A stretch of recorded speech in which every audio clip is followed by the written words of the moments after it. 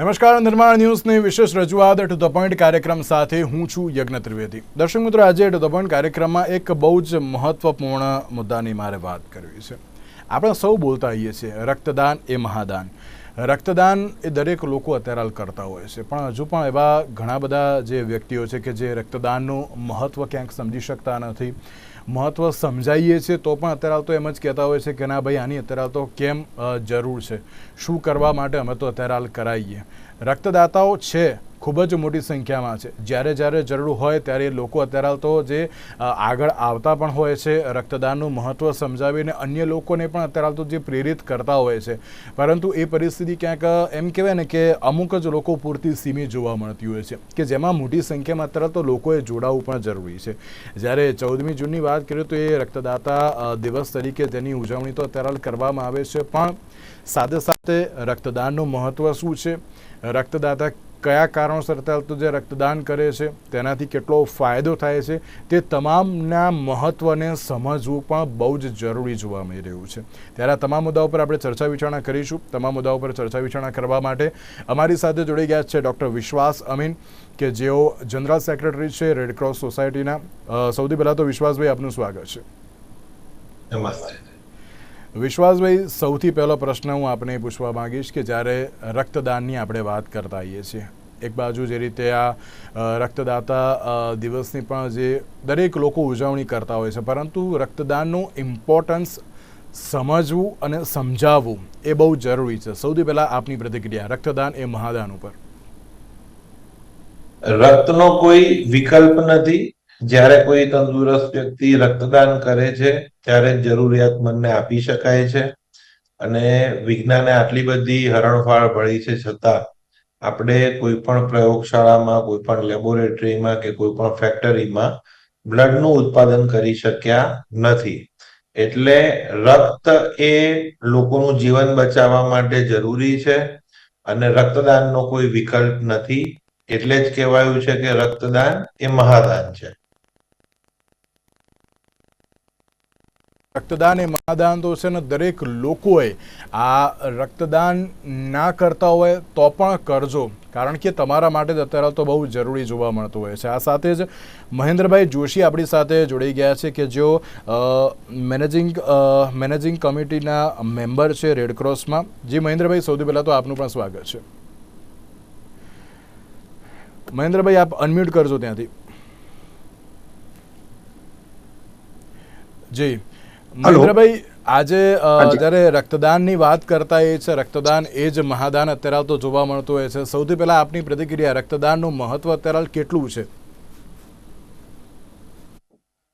રક્તદાનનો મહત્વ તો અત્યારે બહુ છે, કેમ કે અત્યારે હજી પણ લોકો છે ને આપતા નથી. અને ખાસ કરીને જે છે એનું કારણ શું છે કે જરૂરિયાત વધારે છે અને આપવા વાળાની સંખ્યા હજી બહુ ઓછી છે. એટલે રક્તદાનનું મહત્વ બહુ છે. કારણ શું છે કે અત્યારે સબસ્ટિટ્યુટ હજી કોઈ પણ ગોતી નહીં શકે એને. એટલા માટે રક્તદાનનું મહત્વ તો માનવ રક્તદાન કરશે તો જ બીજાનો જીવ બચી શકે છે. આપવા કરતા લેવા વાળાની સંખ્યા વધારે છે. સાચી વાત છે. અને એ પણ ઘણું અત્યારે એમ કહેવાય ને કે ના જરૂરી પણ છે. આપણું રક્તદાન એ અન્ય લોકોના જીવન માટે ક્યાંક વરદાન પણ બની જતું હોય છે. એટલા માટે રક્તદાન કરવું એ બહુ અત્યારે તો જરૂરી પણ છે. વિશ્વાસભાઈ, અમુક મિથ એ એમ કહેવાય ને કે ના રક્તદાન માટે અત્યારે તો જોડાયેલા જોવા મળતા હોય છે, કે ના અમે કેમ અત્યારે તો રક્તદાન કરીએ. ઘણા બધા રક્તદાતાઓ સમજાવતા હોય છે, પરંતુ તે સમજી શકતા નથી. આપ દરેક લોકોને શું કહેશો કે ના રક્તદાનથી અત્યારે ફાયદા પણ કયા કયા થતા હોય છે? પહેલા તો રક્તદાન કેમ જરૂરી છે અથવા તો કયા કયા ગેરમાન્યતાઓ જોડાયેલી છે, તો મોટે ભાગે જે યુવા વર્ગ છે એ લોકોને બ્લડની રિક્વાયરમેન્ટ આટલી બધી છે એનાથી કદાચ એવો અજાણ છે. અમે ઘણી વખત યુનિવર્સિટીમાં પણ સર્વે કર્યો તો કોમન રીઝન એ જાણવા મળ્યું કે ભાઈ એમ બ્લડની આટલી બધી રિક્વાયરમેન્ટ હોય છે, અમને કોઈએ કીધું નથી, અધરવાઇઝ અમે તો બ્લડ ડોનેશન કરીએ. એટલે એક આપણે મેસેજ જે મહેન્દ્રભાઈએ પણ વાત કરી કે રક્ત લેનારની સંખ્યાની સામે આપનારની સંખ્યા ઓછી છે. એટલે ઘણી વખતે અડધી રાતના દર્દીના સગાઓને હોસ્પિટલમાં કે બ્લડ બેંકમાં દોડી જઈને રિપ્લેસમેન્ટ આપવું પડે છે. આવું ન થાય એના માટે દરેકે પોતાની જવાબદારી સમજવું જોઈએ કે દર 3 મહિને, મહિલાઓએ દર 4 મહિને નિયમિત રીતે રક્તદાન કરવું જોઈએ કે જેથી જરૂરિયાતના સમયે દરેકને રક્ત મળી રહે.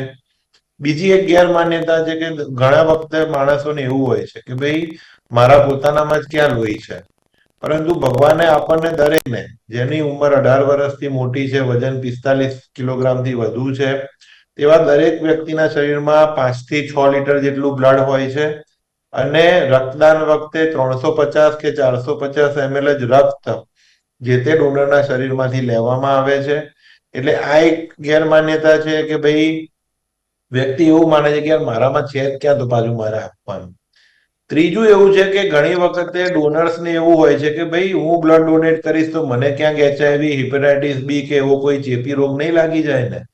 તો ખાસ કરીને આજના દિવસે દરેક રક્તદાતાઓને કહું છું કે બ્લડ ડોનેશન પ્રક્રિયામાં તમારા હિમોગ્લોબિન ચેકઅપથી લઈને બ્લડ કલેક્શન માટેની જે પણ નીડલ કે કોઈ પણ મટીરિયલ યુઝ થાય છે એ તમામ ડિસ્પોઝેબલ છે અને જે તે ડોનર માટે એ વાપર્યા પછી એનો ફરીથી ઉપયોગ કરવામાં આવતો નથી. એટલે ડોનરને કોઈ પણ પ્રકારનું ઇન્ફેક્શન લાગવાની શક્યતા રહેલી નથી. એટલે અત્યારે જે કોમન મિથ છે એ 3 મેં તમને જણાવ્યા. બાકી પહેલા એવું હતું કે ભાઈ બ્લડ ડોનેટ કરવાથી કદાચ વજન વધી જાય છે અથવા તો મને અશક્તિ લાગે છે. એ બધા મિથ હવે ધીરે ધીરે સમાજમાં ઓછા થયા છે. વધુ ને વધુ લોકો સ્વૈચ્છિક રક્તદાન પ્રત્યે જાગૃત થયેલા છે અને અમદાવાદમાં જે હમણાં પ્લેન ક્રેશની દુર્ઘટના બની અને એના પ્રતિસાદ રૂપે સ્વૈચ્છિક રીતે જે રીતના લોકો ખૂબ જ મોટા સમૂહમાં સામે આવ્યા, રક્તદાન કર્યું, યુવાઓ પણ ખૂબ જ મોટી સંખ્યામાં આવ્યા અને એમનો એક જ આગ્રહ હતો કે ભાઈ નેગેટિવ ગ્રુપ છે તો મારું પણ નેગેટિવ છે, મારું પહેલા લઈ લો. એ જે જાગૃતતા, જે ઉત્સાહ જોવા મળ્યો એ ખરેખર અમે રેડક્રોસ પરિવાર વતીએ તમામ રક્તદાતાઓનો આભાર માનીએ છીએ કે 2 વાગે લગભગ બધાને ખબર પડી હશે કે ભાઈ પ્લેન ક્રેશ થયું છે. 2:30 વાગ્યાથી રેડક્રોસની અંદર રક્તદાતાઓની લાઈનો લાગી ગઈ અને રાતના 1 વાગ્યા સુધીમાં લગભગ 800 થી વધુ વ્યક્તિઓ રેડક્રોસ આવ્યા, રાહ જોઈ, એમનું મેડિકલ ચેકઅપ કરાવ્યું અને 643 જેટલા લોકોએ એ દિવસે રક્તદાન કર્યું.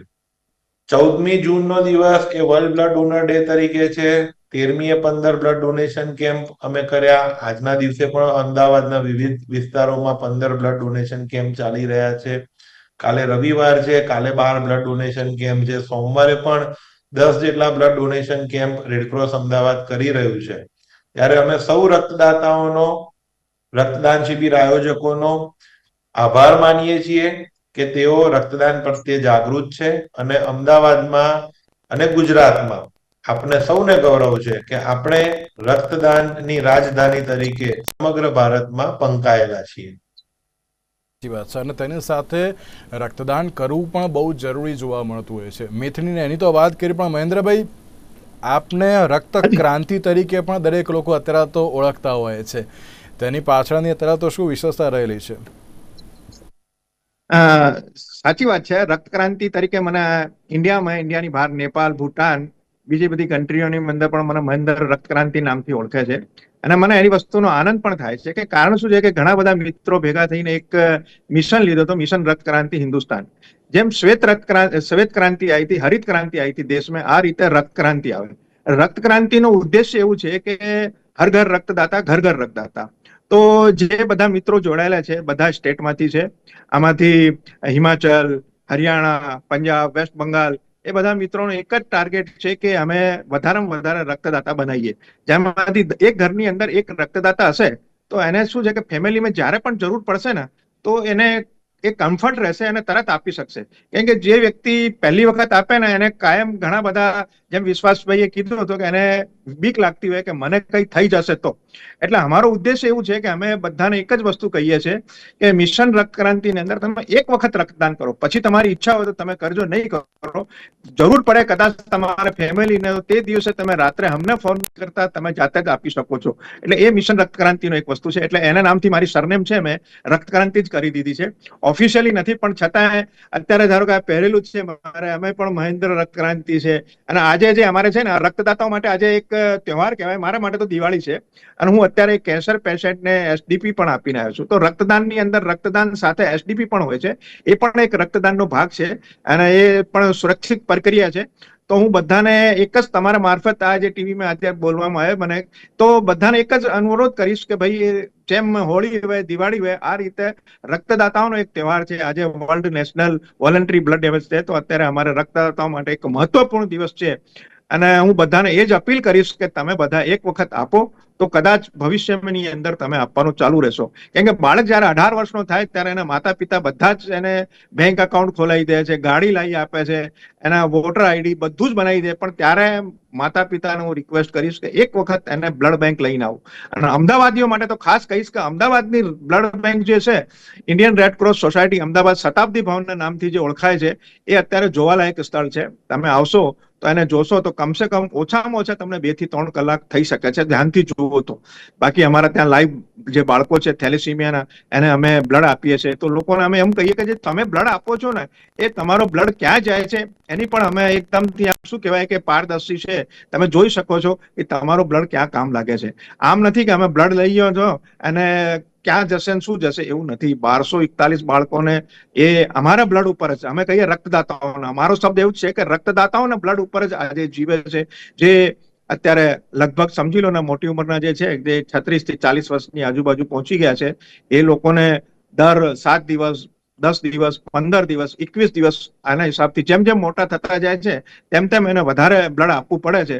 તો આ બ્લડ બેંક જોશે, અને હું નાના નાના છોકરાઓને જ કહીશ કે એક વખત તમે બ્લડ દેશો તો એમને લેશે કે આ વસ્તુ છે કે અમે પણ 18 ના થઈ અને બ્લડ ડોનેટ કરી. અને મધર ફાધરને રિક્વેસ્ટ કરીશ કે તમારા છોકરાઓને એક વખત આ લાઈન ઉપર તમે ચડાઈ દેશો તો કદાચ જીવનની અંદર બીજા ગલત કામ નહીં કરે. જે કંઈ આપણે કહેવાય ને કે કુસંગતિ જે શરીર માટે નુકસાનદાયક છે, ખાવા પીવામાં ધ્યાન રાખશે, એનો હિમોગ્લોબિનનું ધ્યાન રાખશે. તો હું દર્શકોને એક પણ વસ્તુ કહીશ કે મારો જયારે સન 18 વર્ષનો થયો હતો, અનુજ એનું નામ છે, અને હું પહેલી વખત એને મારી જોડે જયારે આપવા ગયો હતો, અને અત્યારે એ રેગ્યુલર આપે છે. 44 ટાઈમ આપી દીધો છે. કાંઈ પણ એનો હિમોગ્લોબિન સાઇઝ અપડાઉન થતો હોય, બહાર ખાતો હોય તો એને ટેન્શન થઈ જાય છે અને એ પાછું કવર કરી અને કરે છે. તો આ વસ્તુ મારા જેવા જે પેરેન્ટ્સને હું રિક્વેસ્ટ કરીશ કે પોતાના છોકરાઓને છે ને એક વખત બ્લડ બેંક લાવો, એમને બતાવો બ્લડ ડોનેટ શું છે. જેમ વિશ્વાસભાઈએ કીધું હતો કે લોકોને ખબર જ નથી કે બ્લડ ડોનેટ શું હોય છે. કદાચ સરકાર સાંભળી લે મારી વાત તો પાઠ્યક્રમમાં ચાલુ કરે, અને પાઠ્યક્રમની અંદર એ જે ધોરણના હિસાબથી જે સબ્જેક્ટ હોય કે રક્તદાન શું છે, રક્તદાન પછી થેલેસીમિયા શું છે, થેલેસીમિયા પછી રક્તદાન કોને કામ આવે છે, એની અંદર ઘણા બધા સબ્જેક્ટ છે. એ તો લોકો અમારી બેંક જોશે ત્યારે અમને બધાને કહીશ. આ એક વસ્તુ છે સાહેબ. બિલકુલ બિલકુલ સાચી વાત છે. પણ એમ કહેવાય ને કે વિશ્વાસભાઈ, રક્તદાન અમે કેમ કરીએ, અમને શું ફાયદો, અને કરીએ તો ક્યાં કરીએ, એવી પણ ક્યાંક અત્યારે તો સવાલ જોવા મળતા હોય છે. વિશ્વાસભાઈ, આપ શું કહેશો તેને લઈને? રક્તદાન કરવાથી શું ફાયદો?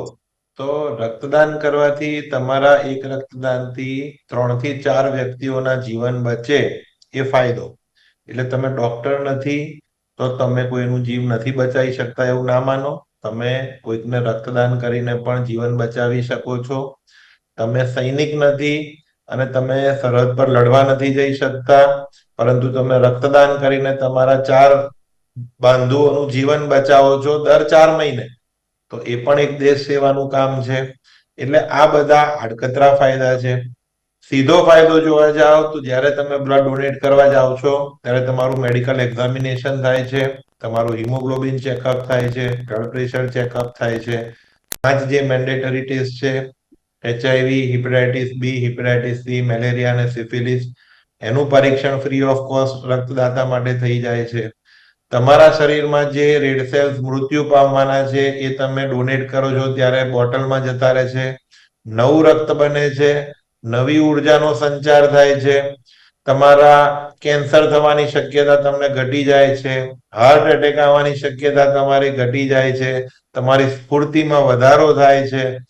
આવા અગણિત ફાયદાઓ બ્લડ ડોનેશનના કારણે થાય છે.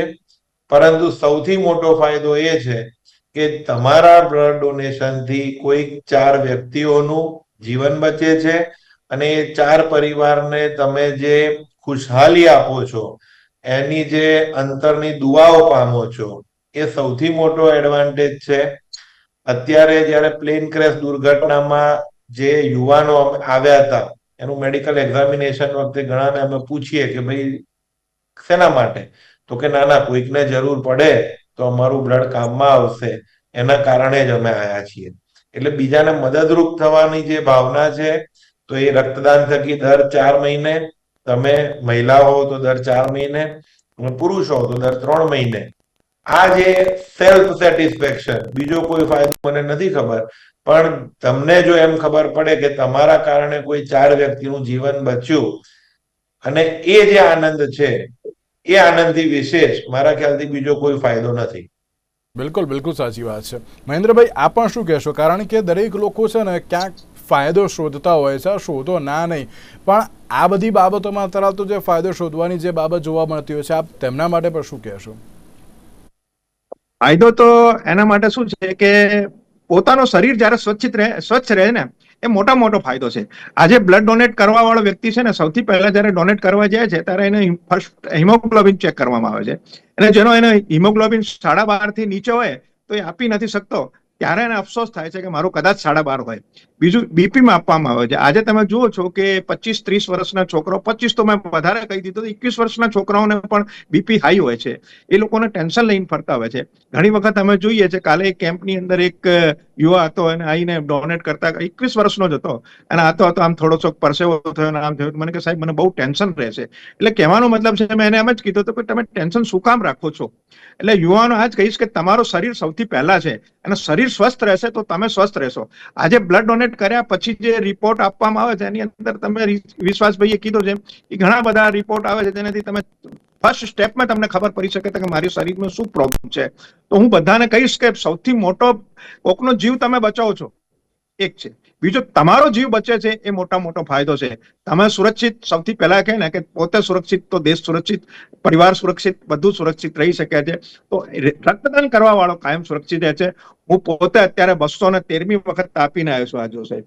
અને 213મી આપ્યા પછી કોરોના કાળની અંદર પણ હું બહાર હતો, કેમ કે મારો ઇમ્યુનિટી એટલું મજબૂત છે કે એના હિસાબથી હું કોરોના મારા નજીક નથી આવ્યો. લોકોને હોસ્પિટલમાં જઈને, અત્યારે યુવાઓને જોઈએ છે મારી જોડે ઉભા રહેતા હોય છે, તો એ થાકી જાય, બેસવા માટે ખુરશી ગોતતા હોય, ત્યારે હું ઉભો રહું છું, ત્યારે અમને કહું છું કે હું 18 વર્ષનો છું. જે બ્લડ ડોનેટ કરતા હોય ને સાહેબ, એ દિલથી 18 વર્ષના હોય છે. બાકી ઉંમર તો નંબરિંગ ગેમ છે. કેમ કે 18 રહેવા માટે તમારે 18 નો પેલો શું છે કે સર્ટિફિકેટની જરૂર નથી, તમારે શરીર સર્ટિફિકેટ આપે તો તમે 18 ના છો. તો હું અત્યારે બધાને એક જ વસ્તુ કહું છું, મને કોઈ સવાલ પૂછે છે કે સાહેબ તમારી ઉંમર શું છે, મારો જવાબ હોય છે કે હું ગઈકાલે જ 18 વર્ષનો થયો છું. દેટ મીન્સ કે 18 વર્ષના જે યુવા છે, ત્યાં સુધી એનો બ્લડ છે ને એના શરીરના ડેવલપમેન્ટ કરતા હોય છે. કેમ કે જયારે છોકરો નાનો હોય ત્યારે મોટો થતો હોય તો એના બધા હોર્મ્સ ચેન્જ થતા હોય છે, એની હાઈટ વધતી હોય છે, એના શરીરમાં બધા ચેન્જીસ આવતા. 18 પછી શું છે કે ચેન્જીસ બહુ ઓછા થઈ જાય છે. ત્યારે શું છે કે એનો જે બ્લડ છે, એ જેમ લેડીઝ માટે 120 દિવસ હોય છે, જેન્ટ્સ માટે 190 દિવસ, ખાલી 90 દિવસ હોય છે. તો એ બ્લડ તમારો એકદમથી આમ વેસ્ટ થઈ જશે, નવું બનશે ક્યાંથી? જો જગ્યા હોય, પાણીની બોટલ ખાલી હોય તો તમે ભરી શકો છો.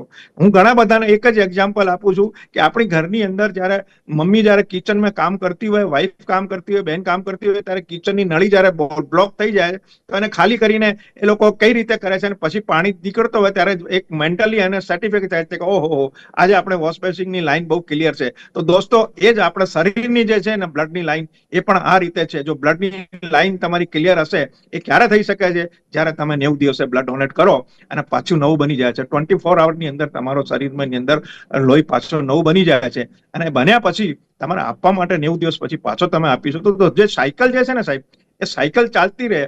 એ શરીરને, મારા શરીરને મને ખબર છે કે મારા શરીરમાં શું પ્રોબ્લેમ હોય. એ દર 3 મહિને મારી પાસે રિપોર્ટ આવે, ઓહો આ બધા નેગેટિવ, મને આનંદ થાય છે સાહેબ. એ મોટામાં મોટો મારા માટે બ્લડ ડોનેટ કરવા માટે એ માટે ફાયદો છે. અને એ લોકોને હું બતાવું છું કે તમે ડોક્ટર પાસે કોઈ પણ રિપોર્ટ કરવા જાઓ તો એના અત્યારના જીવનમાં જેટલી જે મોટી બ્લડ બેંક છે, ચેકિંગ લેબોરેટરી છે, આમાં 3 થી 3.5 હજાર રૂપિયાના જે રિપોર્ટ આવે છે, એ મારી પાસે દર 3 મહિને ફ્રી ઓફ કોસ્ટ આવે છે. એનો મને આનંદ થાય છે. જે આનંદ લેવાનું છે, એ રક્તદાનથી જ મને આનંદ મળી શકે છે.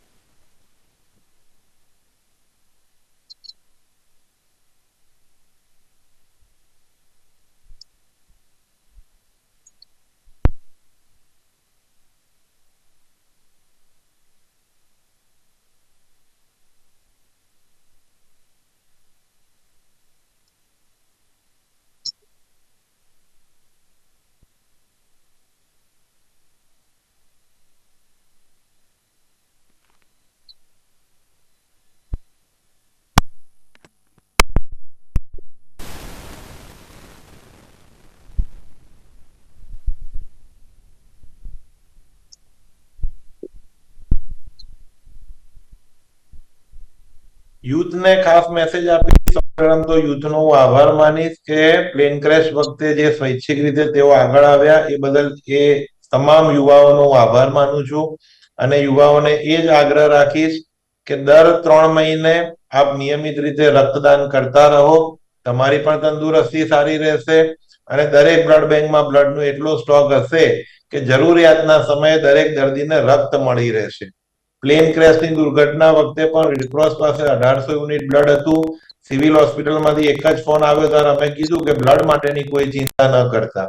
એમ દરેક ડોક્ટર્સને કે દરેક ક્લિનિશિયનને શાંતિ આપવી હશે, કોઈ પણ ઓપરેશન વખતે પેશન્ટના સ્વજનને શાંતિ આપવી હશે તો દરેક યુવાઓએ દર 3 મહિને નિયમિત રીતે રક્તદાન કરતા રહેવું જોઈએ કે જેથી કરીને રક્તની અછત ન સર્જાય અને કોઈ રક્તના અભાવે કોઈ માનવ જીવન આપણે ગુમાવવું ન પડે. મહેન્દ્રભાઈ, આપ એક છેલ્લે મેસેજ શું આપવા માંગશો? હું છેલ્લે એક મેસેજ આપીશ. મારી હાથની અંદર તમે જોશો તો અત્યારે આ શેરદિલ લખેલો છે. જે રક્તદાતા હોય છે એ અમારા રેડક્રોસ નો સ્લોગન છે શેરદિલ રક્તદાતા. કેમ કે જે ભાઈ હાર્ટ શેર હોય છે, અમારા મુકેશભાઈ પટેલનો એક જ છે કે જે શેરદિલ હોતા હોય વही રક્તદાન કરી શકે છે. એટલે હું એ બધાને આમ જ કહીશ કે શેરદિલ બનો. શેરની જરૂર નથી કે તમે કોઈને ઉપર ગુસ્સો કરો યા પેલું થાઓ. તમે કોઈને દાન આપીને, અને દાન તો સાહેબ ગુજરાતીઓને લોહીમાં જ છે અને એટલે જ સૌથી વધારે લોહી ગુજરાતમાં દાન કરતા હોય. અને બીજો મારા હાથમાં એક જોશો તમે તો મિશન રક્ત ક્રાંતિ હિન્દુસ્તાન જે લખેલું છે એનું એક જ સ્લોગન છે, હર ઘર રક્તદાતા ઘર ઘર રક્તદાતા. તો એ બે સ્લોગનને ઉપરથી હું કહીશ રક્તદાતાઓને કે તમે પણ રક્તદાન કરો, શેરદિલ બનો અને મિશન રક્ત ક્રાંતિની અંદર એક દેશની અંદર ક્રાંતિના રૂપે એક ભાગ રૂપે તમે કામ કરો, જેનાથી દેશની અંદર હરિત ક્રાંતિ, શ્વેત ક્રાંતિ પછી રક્ત ક્રાંતિ આવે. અને આના માટે અમારો રેડક્રોસ જે છે એ તમને સાથ આપશે. રેડક્રોસની અંદર તમે આવો અને રેડક્રોસની અંદર એક રેડક્રોસનો નિયમ છે કે અમારે રક્તદાતાઓને ભગવાનનો દરજ્જો આપવામાં આવે છે. જે રીતે અમે ભગવાનને પૂજીએ છીએ એ રીતે અમે બ્લડ ડોનરને પૂજીએ છીએ કે જો રક્તદાતા હોતા है वो हमारा भगवान होता है. એટલે આ તમને હું કહીશ કે આ એક સંદેશ, રક્તદાતા બનો અને બીજા માટે ભગવાન બનો.